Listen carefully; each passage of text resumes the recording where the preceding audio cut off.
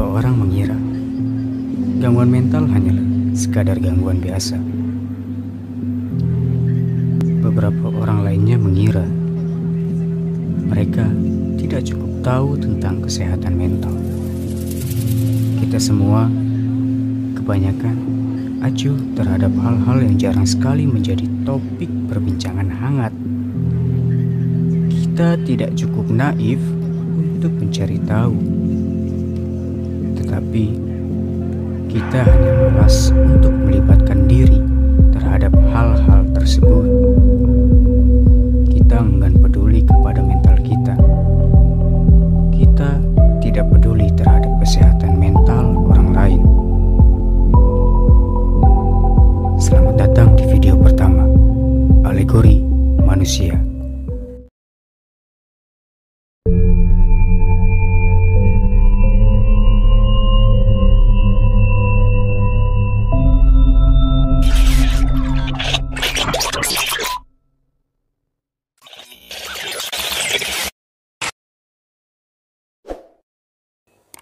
Di channel ini, gua akan membahas banyak hal, mulai dari ekonomi, psikologis, konspirasi, filsafat, sampai ke hal-hal yang tidak masuk akal.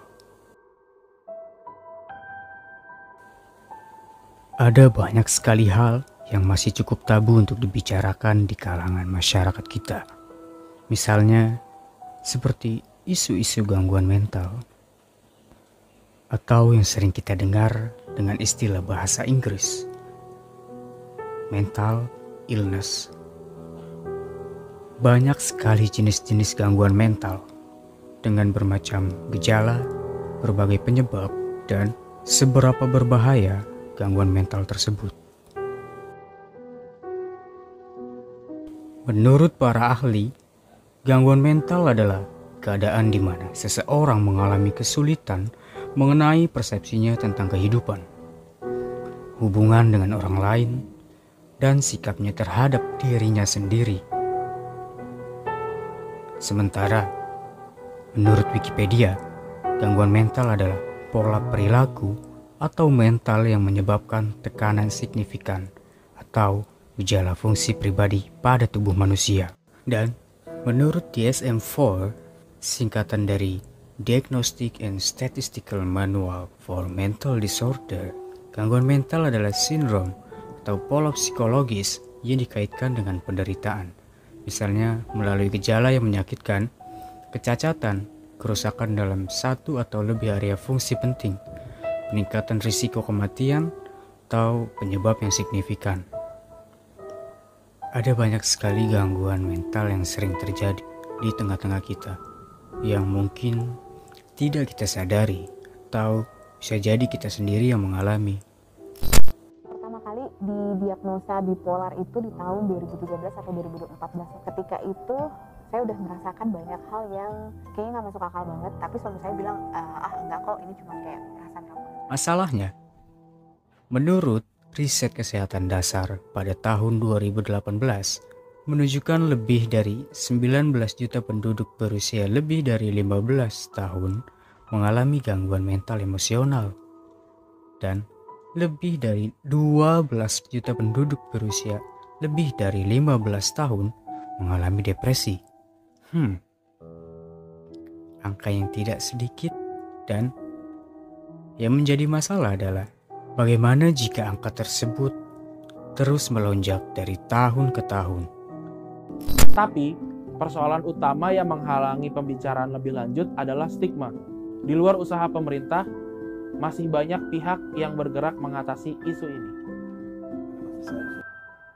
Lalu, kok bisa data dari riset kesehatan dasar menunjukkan angka yang tidak sedikit?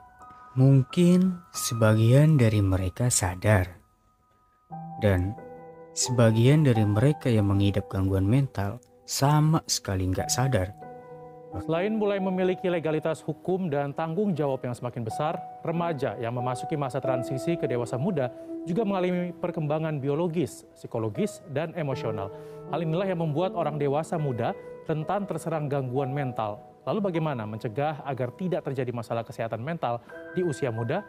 Selain itu, berdasarkan sistem registrasi sampel yang dilakukan Badan Litbangkes Kemenkes RI, 2016 menunjukkan data bunuh diri per tahun sebanyak 1.800 orang atau setiap hari ada 5 orang yang melakukan upaya bunuh diri. Dan bahkan beberapa orang awam menganggap bahwa gangguan mental hanyalah sekadar gangguan biasa yang sangat mudah untuk diatasi. Padahal kenyataannya nggak kayak gitu. Banyak banget para pengidap gangguan mental yang membutuhkan penanganan khusus dari para ahli.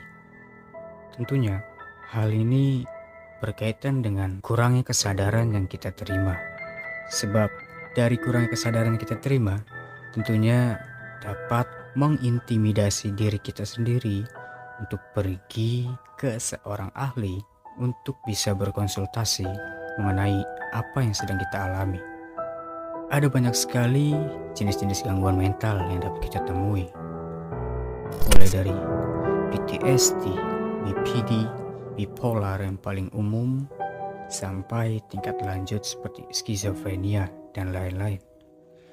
Tentu itu hanya beberapa saja yang gue sebut, karena masih banyak banget yang belum kita ketahui, atau bahkan jarang banget diketahui sama banyak orang.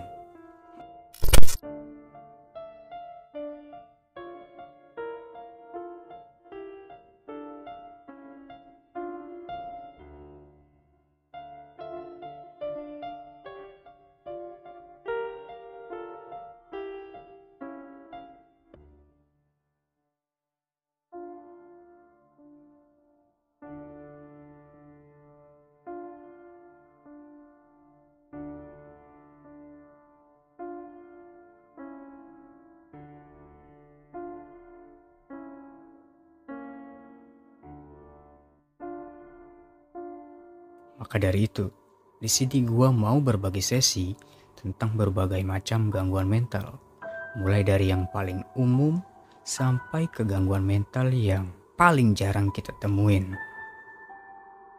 Mungkin sampai sini dulu video kali ini, karena memang video ini khusus gua buat untuk pengenalan channel ini. Jadi gua harap channel ini bisa memberikan banyak manfaat dan bisa lebih jauh memberikan konten-konten menarik yang mengedukasi kita semua. Mari kita sama-sama belajar, dan mari kita sama-sama mengenal dunia dengan lebih dalam. Bantu kami untuk mengembangkan channel ini agar dapat memberikan konten menarik dengan cara subscribe dan share video kami. Jika kalian memiliki pembahasan menarik, silakan komen di kolom komentar supaya kita bisa membahasnya bersama-sama. Terima kasih.